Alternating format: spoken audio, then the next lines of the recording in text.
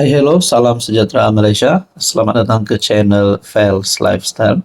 Terima kasih kerana terus setia dan terus bersama di dalam channel ini.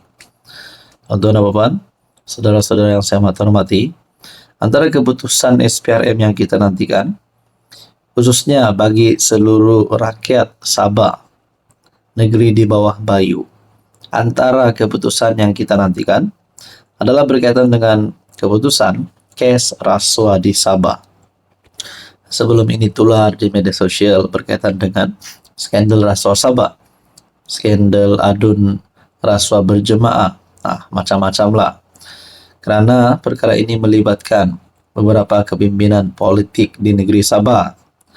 Akhirnya, ini satu keputusan terbaru SPRM. Kes rasuah Sabah, SPRM masih tunggu laporan forensik. Minta sabar. Nah, ini adalah keputusan terkini. Kalau nak cakap ada tangkapan berlaku, saya sebagai rakyat Malaysia, sebagai rakyat Sabah, kalaulah ada benar-benar penyakau, penjahat di luar sana, kasih tangkap dia. Buat apa biarkan mereka bebas? Sebab saya rasa ini menjadi, saya mewakili suara rakyat Sabah yang selalu meletakkan komen di dalam channel ini. Tangkap semua penyakau-penyakau ini. SPRM masih menunggu laporan forensik berhubung video berkaitan skandal rasuah Sabah yang diserahkan kepada Suruhanjaya itu pada 11 Mac lalu. Saya jangkakan laporan tersebut akan siap dalam masa terdekat kerana pihak forensik sedang menjalankan penelitian secara terperinci terhadap kesemua 10 rakaman audio itu. Seperti yang saya maklumkan ketika sidang media di Sabah, beberapa minggu lalu, 8 individu sudah dipanggil untuk memberi keterangan, termasuk satu kes baru melibatkan tomahan yang turut disiasat. Azam meminta semua pihak bersabar dan tidak membuat sebarang spekulasi. Sebelum ini, Azam menegaskan dakwaan rasuah melibatkan adun bukan perkara yang boleh dilindungi. Malah siasatan masih diteruskan.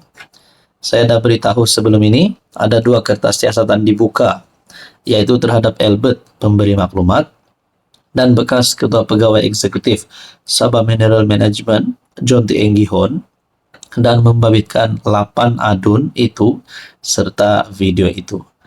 Jadi semua pihak perlu faham dan saya dah jelas banyak kali. Jadi saya harap semua kena bersabarlah. Dalam kita menjalankan siasatan ini, kita tidak fully guided, ikut telunjuk. Kita bukan ikut cakap public opinion. Sebaliknya ada prosedur SOP yang perlu dipatuhi. Nah, itu adalah keputusan terkini berkaitan dengan kes rasuah Sabah. Selain rakaman, pemberi maklumat telah mendedahkan banyak mesej WhatsApp mengenai perbualannya dengan adun yang didakwa terlibat dalam skandal itu. Ahli perniagaan itu telah menuduh adun berkenaan menerima rasuah daripadanya sebagai pertukaran untuk lesen cari gali mineral.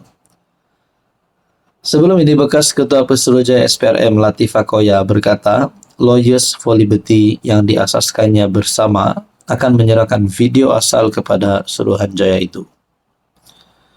Ketua Menteri Sabah Haji Jinor telah mendakwah bahawa video itu adalah sebahagian daripada kempen untuk mencemarkan pentadbirannya. Akhirnya persoalan yang sebelum ini kita tertanya-tanya, adakah ini berkaitan dengan kes rasuah Sabah boleh menyebabkan kekalahan kepada kepimpinan kerajaan negeri termasuk Ketua Menteri Sabah? Apa komen anda? Hai, hello, salam sejahtera Malaysia. Selamat datang ke channel Fels Lifestyle. Terima kasih kerana terus setia dan terus bersama di dalam channel ini. Saudara-saudara yang saya amat hormati, antara yang menjadi tumpuan rakyat Malaysia pada ketika ini adalah pilihan raya kecil DUN Air Kuning. Ramai yang berkata calon kerajaan perpaduan akan menang.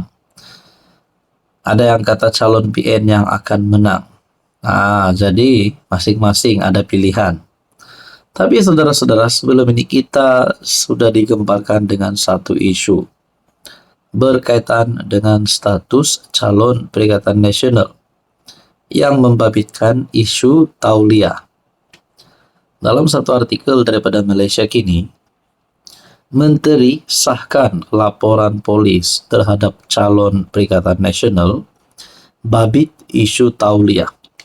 Oke, sebelum kita teruskan, andai kata sekiranya calon PN menghadapi masalah yang membabitkan isu tauliah dan membolehkan beliau untuk tidak layak bertanding bagi PRK Dun Air Kuning, adakah dengan ini PN akan membatalkan calon mereka? Polis telah menerima 7 laporan sepanjang tempo kempen PRK Dun Air Kuning, termasuk 1 laporan yang mempertikaikan kelayakan tauliah calon Perikatan Nasional Abdul Muhaimin Malik.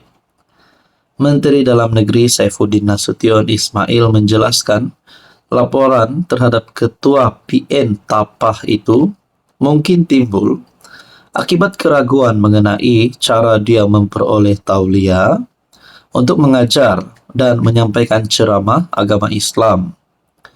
Sebab dalam permohonan untuk mendapat status tauliah, aturannya adalah perlu dimaklumkan tentang sama ada pemohon ada penglibatan politik atau tidak, kata Saifuddin dalam sidang media di kampung Cangkat Petai Tapa. Maknanya kalau disebut ada, besar kemungkinan tauliah itu tak dapatlah, sebab itu memang aturan dia. Tapi dia di sini benda tu disebut atau didakwa ada berlaku sebaliknya.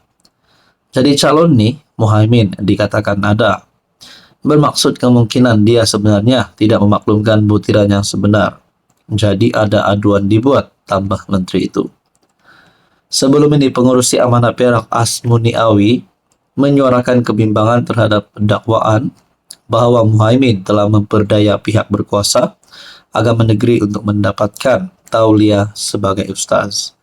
Bekas adun manja itu berkata, peraturan melarang individu yang memegang jawatan politik atau bertanding dalam pilihan raya daripada memperoleh akreditasi agama yang dikendalikan oleh Jabatan Mufti Negeri. Jadi saudara-saudara, adakah ini akan menyebabkan calon PN menarik diri ataupun dibatalkan pencalonannya, ataupun sekiranya beliau masih dapat bertanding, ini menjadi penyebab kepada kekalahan bagi Perikatan Nasional.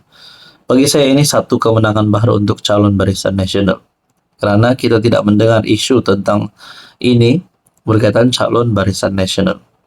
Saudara-saudara, apa komen Anda?